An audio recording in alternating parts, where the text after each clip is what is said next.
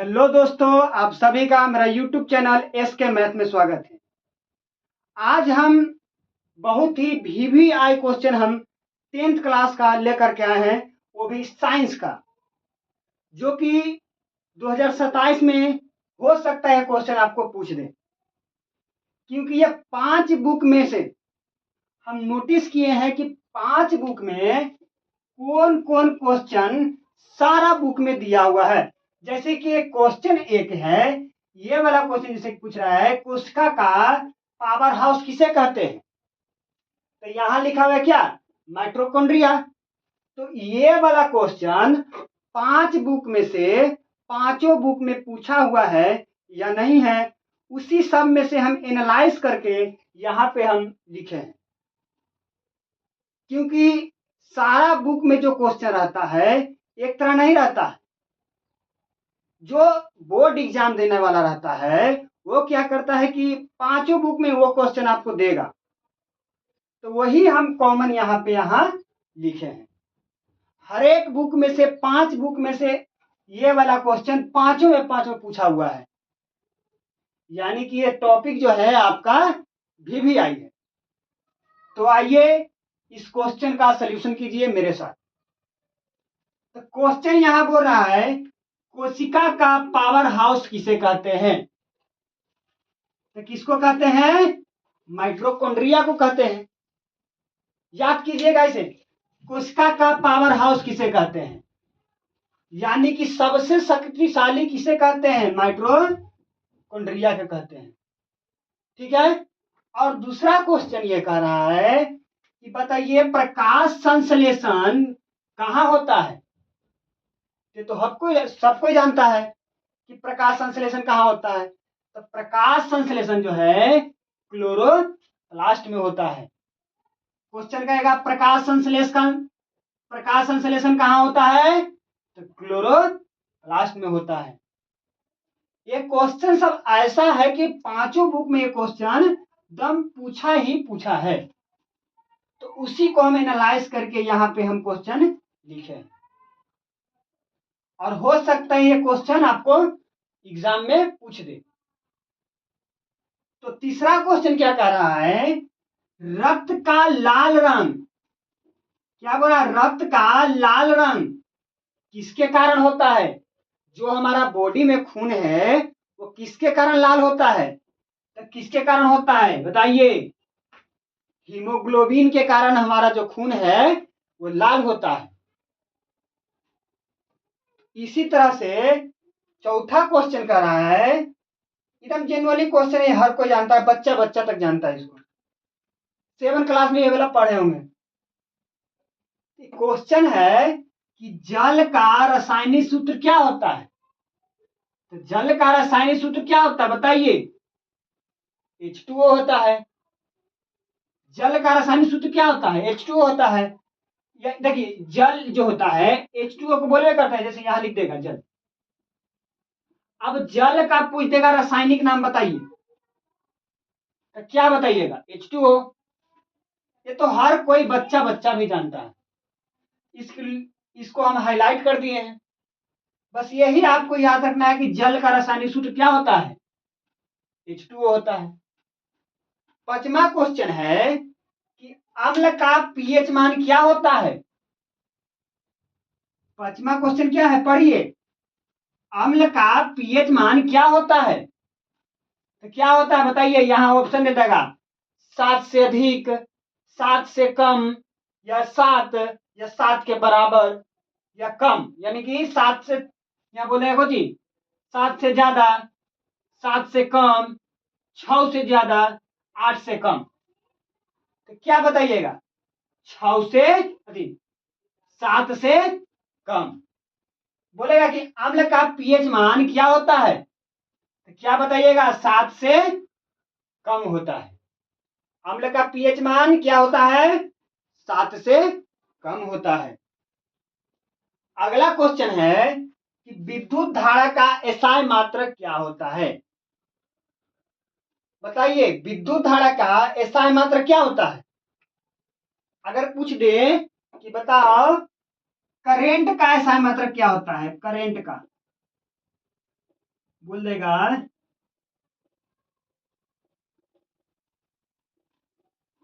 Current, यहाँ पे बोल देगा, चलिए लिख देते हैं करेंट का एसआई यूनिट। तो यहाँ पे क्या होता है, एम्पियर होता है कि नहीं है, एम्पियर होता है। तो इंग्लिश नहीं देगा आपको, हिंदी में देगा, बोलेगा कि विद्युत धारा का ऐसा मात्रा क्या होता है, तो क्या होता है, एम्पियर होता है। ये सब क्वेश्चन जो है हाईलाइट क्वेश्चन है। क्या बोला है, विद्युत धारा का ऐसा मात्रक एम्पियर होता है। अब जो है पूछ रहा है कि प्रतिरोध का ऐसा मात्रक क्या होता है, तो प्रतिरोध का ऐसा मात्रक बोले तो क्या बोलिएगा, प्रतिरोध का ऐसा मात्रक ओम होता है। या इसी को बोल देगा, बताओ प्रतिरोधकता, प्रतिरोधकता, प्रतिरोधकता, प्रतिरोधकता का एसआई मात्रक क्या होता है, का एसआई मात्रक क्या होता है।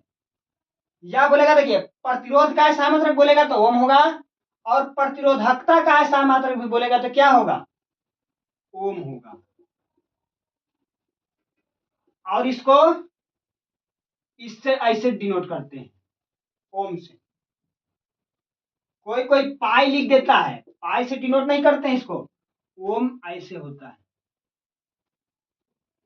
ठीक है, ये 7 क्वेश्चन आप उतार लीजिए, क्योंकि ये क्वेश्चन जो है हाईलाइट क्वेश्चन है। 5 बुक में से हम ये सब देखे हैं, तब ये क्वेश्चन हम इसको लिखे हैं कि पांचों बुक में ये क्वेश्चन है या नहीं है। तो पहला 7 क्वेश्चन आप लिखिए, इसी तरह से हम और क्वेश्चन आपको देंगे। इसको मिटा रहे हैं, पहले इसको उतार लीजिए, हम 2 मिनट समय देते हैं, पहले उतार लीजिए इसको।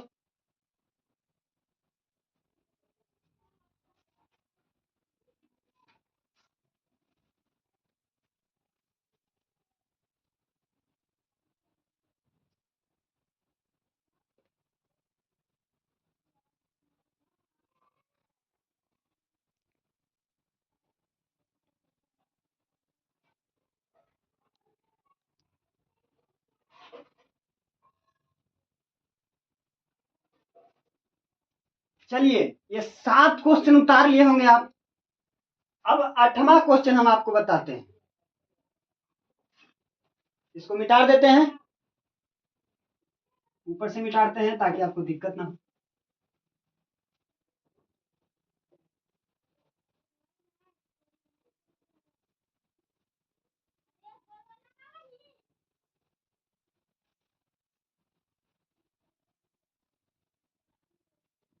देखिए 8वां क्वेश्चन बोलता है कि मानव हृदय में कितने कक्ष होते हैं। 8वां है,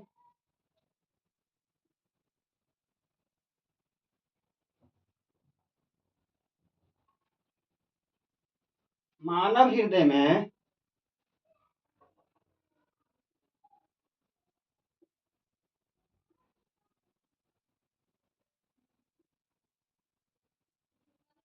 कक्ष होते हैं। कक्ष बोलेगा कि मानव हृदय में कितने कक्ष होते हैं, तो कितने कक्ष होते हैं बताइए, कितने कक्ष होते हैं, 4 कक्ष होते हैं। मानव हृदय में कितने कक्ष होते हैं, 4 कक्ष होते हैं। अब 9वां क्वेश्चन बोल रहा है, 9वां क्वेश्चन है कि मनुष्य में, बोल रहा है मनुष्य में कितने गुणसूत्र, पूरा मनुष्य में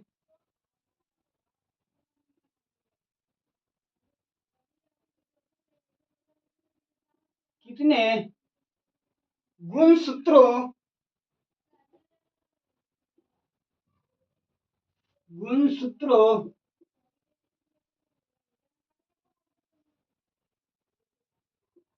की संख्या होती है।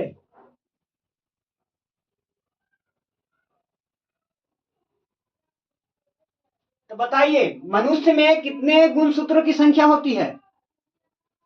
तो मानव, देखिए मनुष्य में गुणसूत्रों की संख्या जो होती है वो कितनी होती है? 46 होती है। कितनी होती है? तो 46 होती है। ऐसा क्वेश्चन रहेगा कि मनुष्य में गुणसूत्रों की संख्या कितनी होती है? ऑप्शन में लिखा रहेगा 45, 40, 48, 46। तो ऑप्शन कौन सा मारिएगा? ऑप्शन 46 मारिएगा। ठीक है। और इसी तरह से 10वां क्वेश्चन कह रहा है कि बल का SI मात्रक क्या है? ये तो हर बच्चा को पता होगा। बल का SI मात्रक क्या होता है? बल का SI मात्रक क्या होता है? तो बल का SI मात्रक न्यूटन होता है। बल का SI मात्रक न्यूटन होता है। अब है 11वां क्वेश्चन बोल रहा है कि हरा पौधा में भोजन बनता है। ऐसे क्वेश्चन है। हरा पौधा में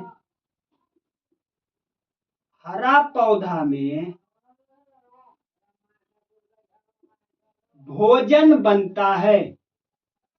हरा पौधा में भोजन बनता है। तो कैसे बनता है बताइए? प्रकाश संश्लेषण से बनता है। क्वेश्चन ऐसा ही रहेगा, क्वेश्चन चेंज रहेगा। हरा पौधा में भोजन बनता है, बस इतना ही रहेगा। कैसे बनता है नहीं पूछेगा। हरा पौधा में भोजन बनता है तो कैसे बनता है? प्रकाश संश्लेषण से बनता है। प्रकाश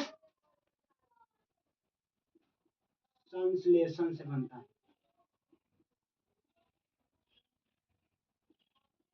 प्रकाश संश्लेषण से बनता है। संश्लेषण हालांकि ऐसे लिखाता है लेकिन वो थोड़ा सा टेढ़ा पड़ जाता है। आप ऑप्शन से याद रखिएगा, प्रकाश संश्लेषण से होता है। होता है कि नहीं होता है? प्रकाश संश्लेषण से होता है। अब 12वां क्वेश्चन है, ये देखिए जो पढ़ा होगा केमिस्ट्री, जो पढ़ा होगा वो पहले टॉपिक में ही उसको टीचर बता दिया होगा कि आवर्त सारणी का जनक या पिता कौन है।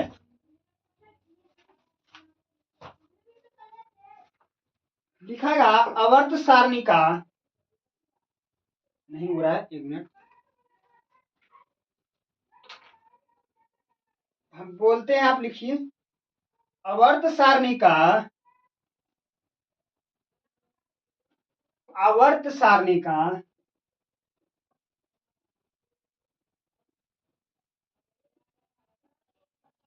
आवर्त सारणी का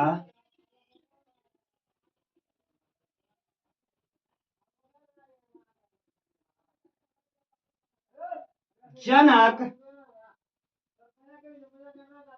कौन है? आंसर में क्या होगा? आवर्त सारणी का जनक कौन होगा? तो कौन होगा बताइए? मेडलिफ होगा। मेडलिफ। ये पांचों बुक में एक क्वेश्चन ये वाला था, इसलिए हम इसको दे रहे हैं। तो आवर्त सारणी का जनक कौन है? तो कौन है? मेडली, या इसी को बोल देगा मेडली साहेब, या मेडली को बोल देगा मेडली साहेब। अब 13वां क्वेश्चन बोल रहा है, पहले इतना आप उतारिए उसके बाद हम बताते हैं नीचे तक।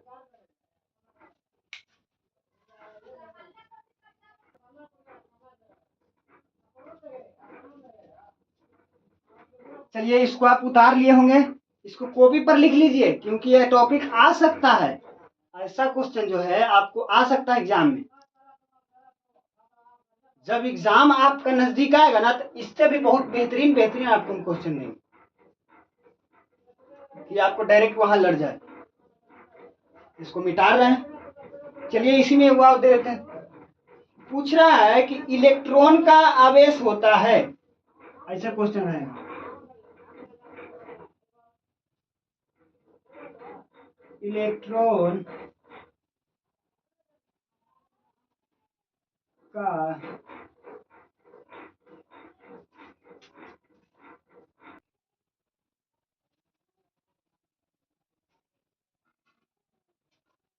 देखिए क्वेश्चन रहेगा इलेक्ट्रॉन का आवेश, इलेक्ट्रॉन का आवेश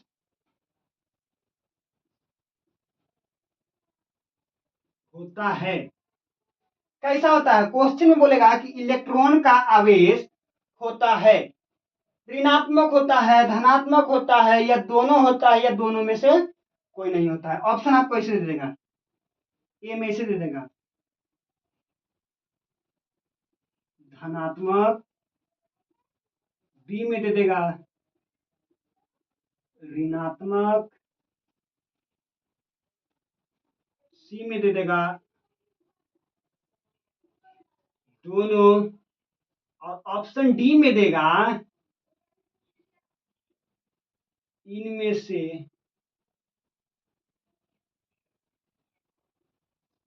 कोई नहीं।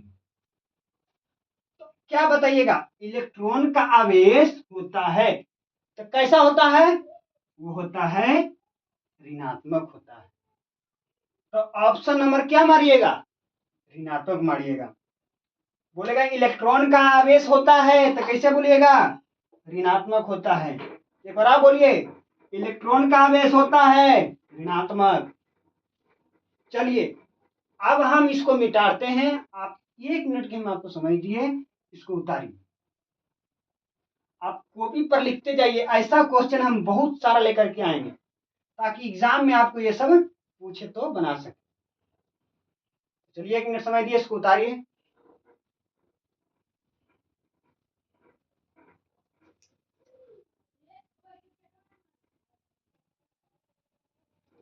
तो चलिए इसको हम मिटा रहे हैं। अब कितना था? 13 था, तो मिटा रहे हैं।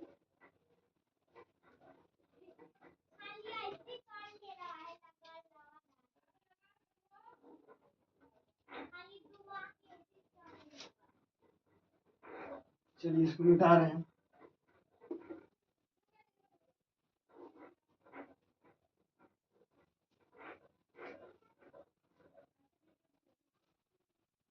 देखिए लाइट लगाने के लिए एक भैया बोले थे, कमेंट किए थे, तो हम उनके बोले कि सब लगा लेंगे भैया, धीरे धीरे सब हम यहाँ पे प्रयास करेंगे कि सब चीज हो जाए व्यवस्था।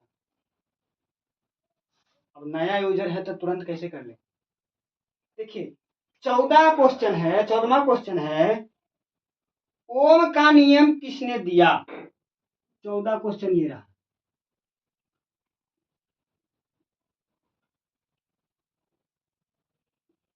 ओम का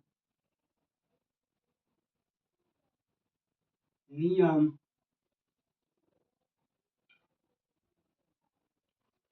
किसने दिया? ओम का नियम किसने दिया? तो कौन दिए थे ओम का नियम? किसने कौन दिए थे बताइए? तो ओम का नियम जॉर्ज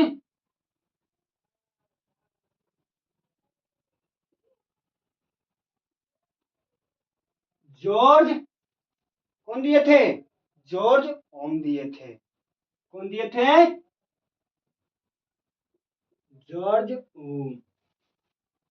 सीधा याद रखिएगा, ओम का नियम, यहाँ ओम तो यहो काजी ओम, यानी कि वो अपना नाम से ही क्या नियम दिए थे कि हम अपना नियम बनाए हैं, जो हमारा नियम रहेगा हमारे नाम से रहेगा।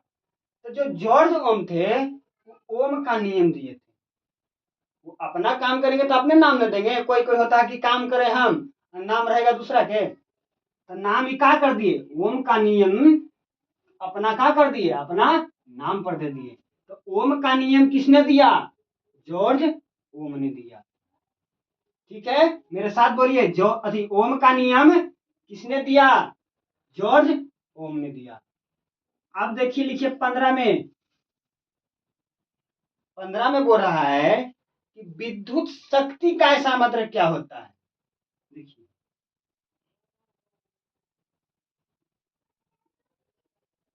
विद्युत शक्ति का एसआई मात्रक क्या होता है।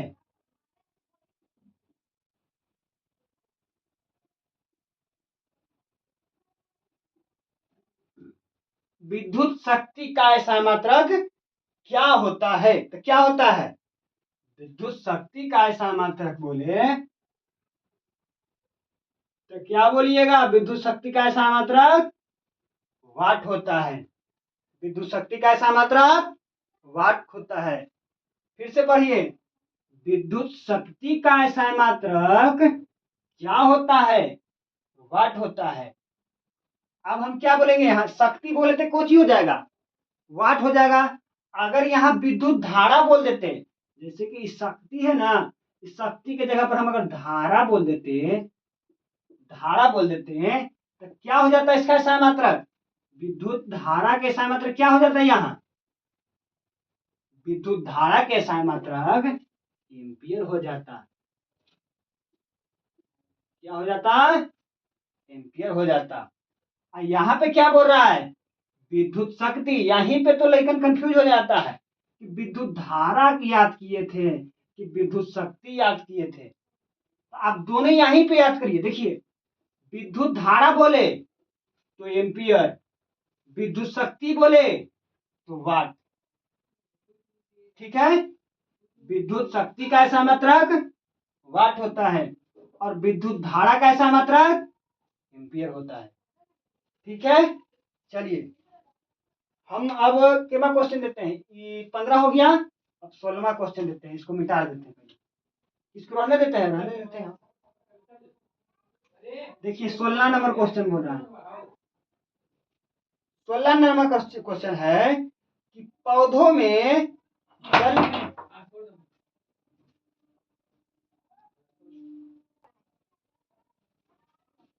देखिए 16 नंबर क्वेश्चन है, पौधों में जल का परिवहन। 16 नंबर क्वेश्चन है,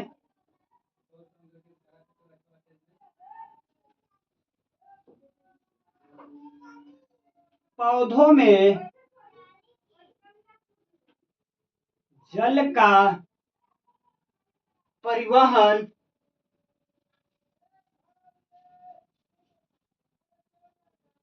पौधों में जल का परिवहन किस ऊतक द्वारा होता है।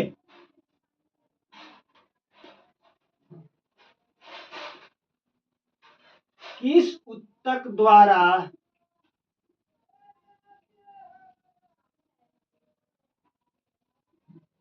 होता है। क्वेश्चन पहले ध्यान से पढ़िएगा एक बार कि कौची है, क्या बोल रहा है, पौधों में जल का परिवहन, पौधों में जल का परिवहन किस ऊतक द्वारा होता है।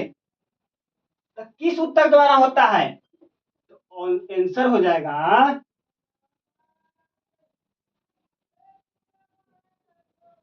जाइलम ऊतक। क्वेश्चन क्या बोलेगा कि पौधों में जल का परिवहन किस ऊतक द्वारा होता है, तो जाइलम ऊतक के द्वारा होता है। ये छोटा छोटा क्वेश्चन नहीं है, ये समझिए कि एकदम हाईलाइट क्वेश्चन आपका हर एक सब्जेक्ट में पूछा, क्या बोलते हैं, हर एक साल ये पूछा जाने वाला क्वेश्चन है ये सब। और 5 बुक में हम देखें कि ये क्वेश्चन सब में है या नहीं है, तब हम यहाँ क्वेश्चन आपको ये दे रहे हैं कि 5 बुक याद करने से अच्छा है कि आप एक बार हमारा वीडियो देख लीजिए, आपको सब याद हो जाएगा। 5 बुक खत्म कर दीजिएगा एक बार में। तो आइए, ये आपका 16वां क्वेश्चन हो गया। अब हम आपको 17वां क्वेश्चन बताते हैं।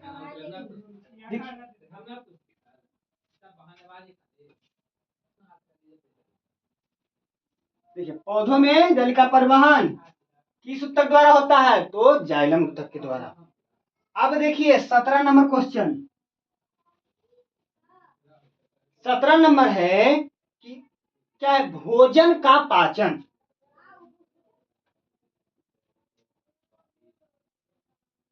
भोजन का पाचन, बोलेगा भोजन का पाचन कहाँ होता है? एक मिनट,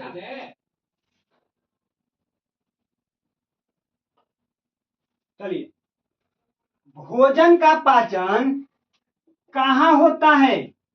यानी कि जो हम भोजन खाते हैं उसका एकदम निचोड़ पाचन कहाँ होता है, ताकि हमको पेट में गैस या कुछ भी ना हो। तो कहाँ होता है भोजन का पाचन? कहाँ होता है? भोजन का पाचन कहाँ होता है? ऑप्शन ए में लिख देगा, बड़ी आंत, छोटी आंत, दोनों, या यकृत में। तो आपको आंसर क्या देना है? भोजन का पाचन कहाँ होता है? तो कहाँ होता है बताइए? छोटी आंत में होता है।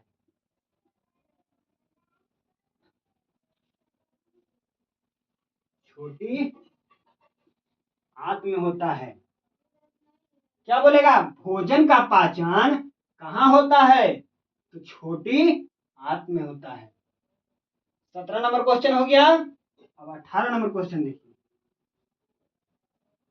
18 नंबर क्वेश्चन है कि कार्बन डाइऑक्साइड का रासायनिक सूत्र क्या है? ये तो एकदम जेन्युइन क्वेश्चन है कि हर एक बच्चा से बच्चा तक आदमी को ये वाला क्वेश्चन पता है।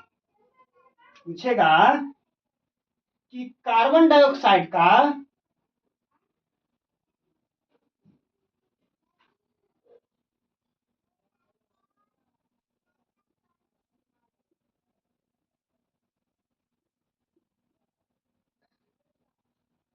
कार्बन डाइऑक्साइड का रासायनिक सूत्र क्या है? कार्बन डाइऑक्साइड का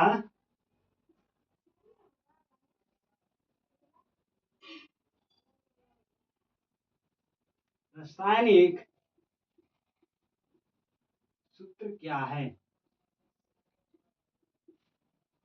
तो क्या है बताइए? ये तो हर कोई बच्चा बच्चा जानता है कि कार्बन डाइऑक्साइड का रासायनिक सूत्र CO2 होता है। ठीक है, क्वेश्चन में दे देगा कार्बन डाइऑक्साइड का रासायनिक सूत्र क्या है? H2O, C2O, और क्या है H3NO4 ऐसे करके, या SO4 दे दे। तो ऑप्शन कौन सा मारना है? CO2 मारना है। ठीक है, अब देखिए 19वां क्वेश्चन। 19वां क्वेश्चन है सबसे कठोर प्राकृतिक पदार्थ कौन है? ये भी सब कोई जानता है। सबसे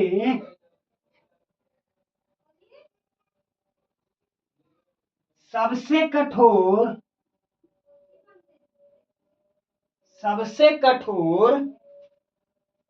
प्राकृतिक पदार्थ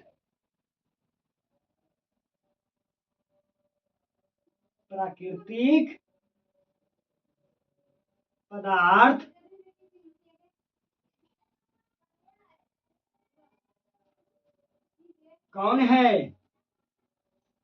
कौन है बताइए? सबसे इजी क्वेश्चन यही है, हाईलाइट भी है और इजी भी है। तो सबसे कठोर प्राकृतिक पदार्थ कौन है? तो कौन है? हीरा। ठीक है, ये सबसे कठोर प्राकृतिक पदार्थ है। यहां ध्यान दीजिए, क्या बोला है? प्राकृतिक पदार्थ, न कि मानवीय वाला। ये प्राकृतिक जो शुरू से है अपना। तो कौन वाला है सबसे कठोर? हीरा। 19वां हो गया। अब हम देते हैं आपको 20वां। इसको हम मिटाते हैं। आपको हम 1 मिनट समय दिए, इसको उतारिए, तब तक हम 20वां क्वेश्चन आपको देते हैं।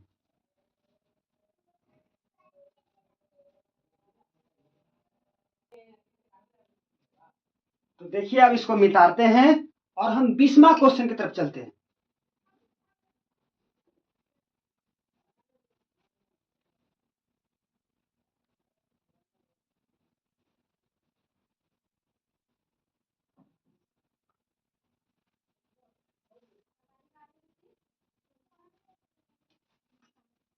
बीसवां क्वेश्चन है कि सूर्य ऊर्जा का मुख्य स्रोत है। क्वेश्चन आपको 20वां में ऐसे है,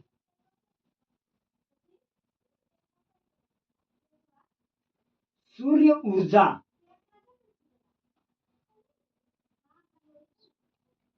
सूर्य ऊर्जा का मुख्य स्रोत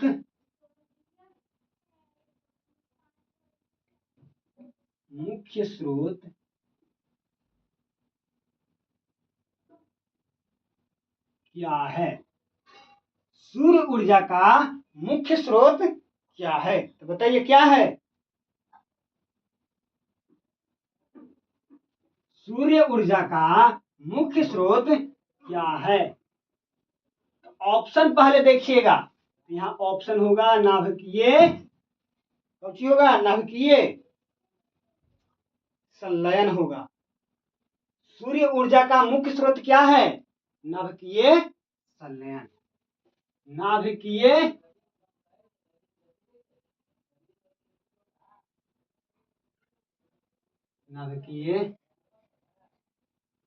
संलयन,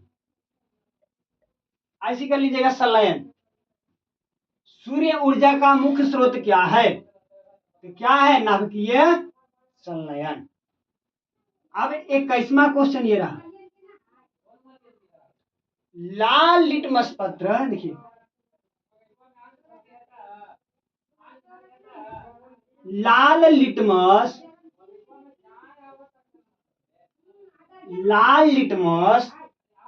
क्षार में, यहाँ लाल लिटमस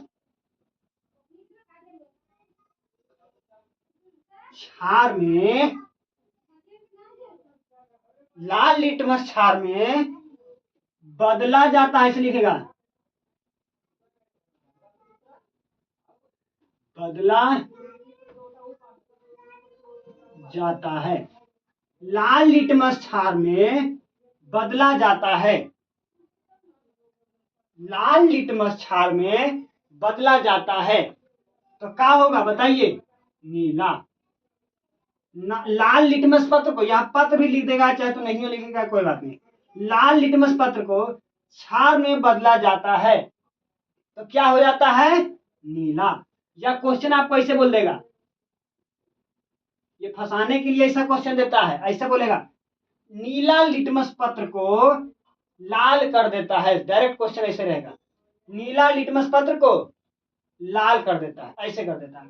लेकिन क्वेश्चन आप यहां से ध्यान से पढ़िएगा, लाल लिटमस क्षार में बदला जाता है, यानी कि नीला, यानी कि क्या होगा?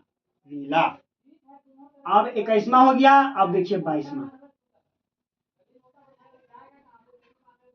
दर्पण में बनने वाला प्रतिबिंब इकाई है।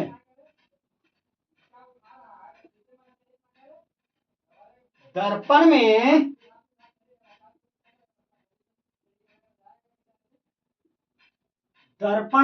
बनने वाला प्रतिबिंब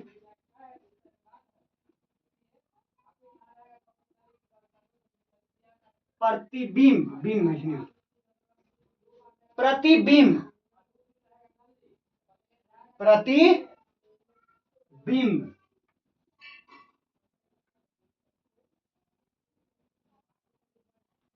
इकाई है, ऐसा क्वेश्चन रहेगा। दर्पण में बनने वाला प्रतिबिंब इकाई है, बस इतना ही आपको क्वेश्चन दे देगा। और ऑप्शन में दे देगा काल्पनिक, आभासी, ऐसी कुछ करके 3-4 को आपको ऑप्शन दे देगा। यहाँ दर्पण में बनने वाला प्रतिबिंब इकाई है, लेकिन यहाँ क्या बोला, कौन दर्पण है नहीं पता है, लेकिन दर्पण में पूछ रहा है, दर्पण में बनने वाला प्रतिबिंब इकाई है। बस आपको इतना ही में बोल देना है कि क्या है, आभासी। आभासी क्या है, आभासी। अब देखिए 23वां क्वेश्चन। 23वां क्वेश्चन है कि विद्युत ऊर्जा की व्यवसायिक इकाई है। विद्युत ऊर्जा की, देखिए विद्युत ऊर्जा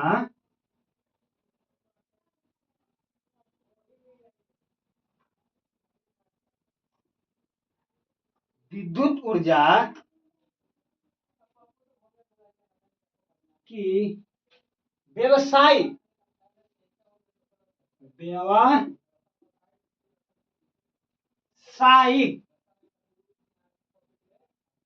क्या यहां बोल रहा है, विद्युत ऊर्जा की व्यवसायिक इकाई है। बस इतना ही बोलेगा,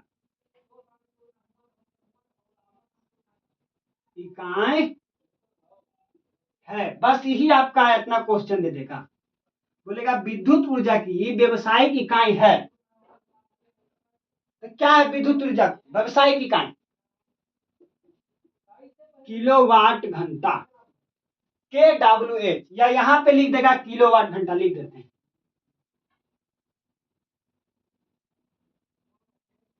किलोवाट घंटा विद्युत ऊर्जा की व्यवसायिक इकाई है, तो किलोवाट घंटा।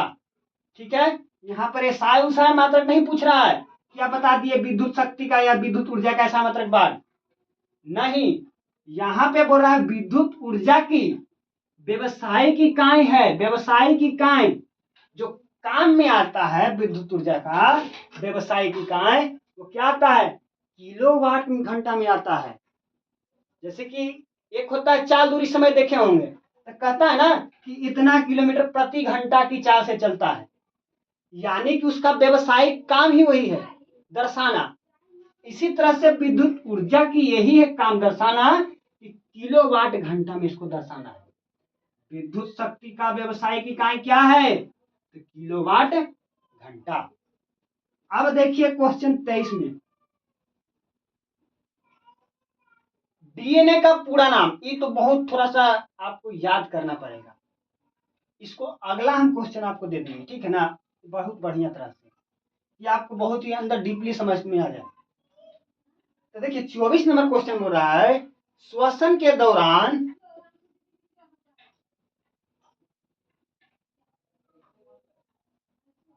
श्वसन के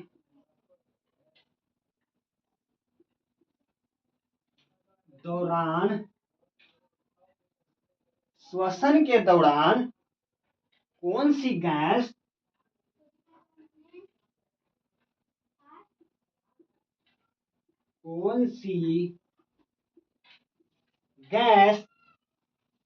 निकलती है,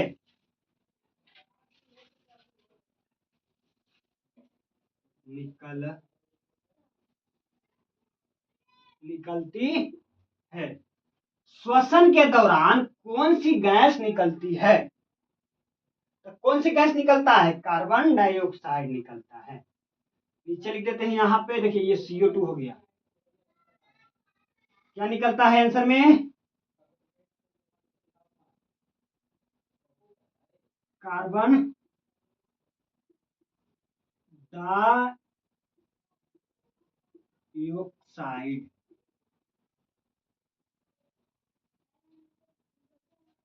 बोलेगा श्वसन के दौरान जब हम लोग खाते हैं तो गैस कौन सा निकलता है, कार्बन डाइऑक्साइड। श्वसन के दौरान कौन सी गैस निकलता है, तो कार्बन डाइऑक्साइड, कार्बन डाइऑक्साइड। ध्यान से पढ़िएगा, सूर्य ऊर्जा का मुख्य स्रोत क्या है, तो नाभिकीय संलयन। बोलेगा लाल लिटमस क्षार में बदला जाता है नीला। अब क्या बोल रहा है, दर्पण में बनने वाला प्रतिबिंब इकाई है, यानी कि दर्पण में बनने वाला प्रतिबिंब इकाई है आभासी। अब क्या बोल रहा है, विद्युत ऊर्जा की व्यवसायिक इकाई क्या है, तो किलोवाट घंटा। अब क्या है, श्वसन के दौरान कौन सी गैस निकलती है, तो कार्बन डाइऑक्साइड। तो चलिए इसी तरह से एक लास्ट क्वेश्चन आपको हम देते हैं 25वां नंबर, उसको खुद से आप उनको कमेंट कर दीजिएगा कि आपसे वो बना या नहीं बना। तो चलिए इसको उतारिए।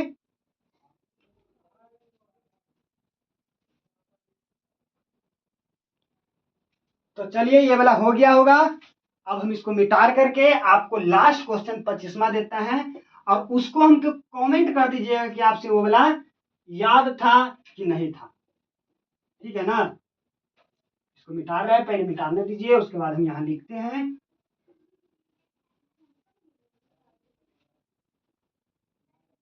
लिखा हुआ है